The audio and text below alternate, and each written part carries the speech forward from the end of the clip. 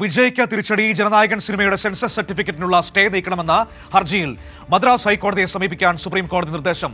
നിർമ്മാതാക്കളായ KVN productions നൽകിയ അപ്പീലിലാണ് justice Dipankar Datta അധ്യക്ഷനായ bench പരിഗണിച്ചത്. വിവരങ്ങളുമായി അബ്ദുൾ റഷീദ് ദില്ലിയിൽ നിന്ന് ചേരുന്നു. റഷീദ്, സ്റ്റേ നീക്കണമെന്നാവശ്യപ്പെട്ടുകൊണ്ടാണല്ലോ സിനിമയുടെ അണിയറ പ്രവർത്തകർ ഇപ്പോൾ സുപ്രീം കോടതിയെ സമീപിച്ചത്. എന്നാൽ ആ നടപടിക്ക് നിൽക്കാതെ അതിന് മദ്രാസ് ഹൈക്കോടതിയെ സമീപിക്കൂ എന്ന തീരുമാനമാണോ സുപ്രീം കോടതി എടുത്തത്? അങ്ങനെയാണെങ്കിൽ വിജയെ സംബന്ധിച്ച വലിയ തിരിച്ചടിയല്ലേ ഇത്?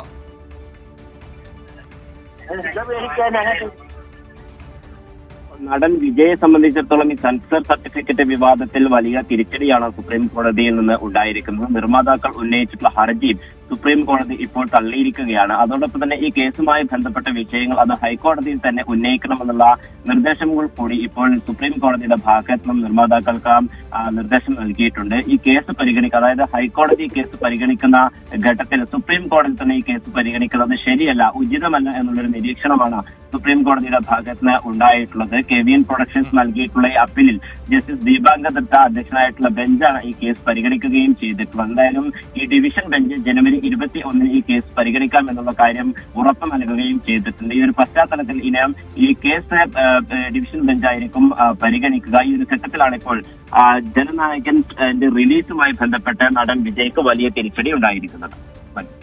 ശരി, വിജയ്ക്ക് തിരിച്ചടി.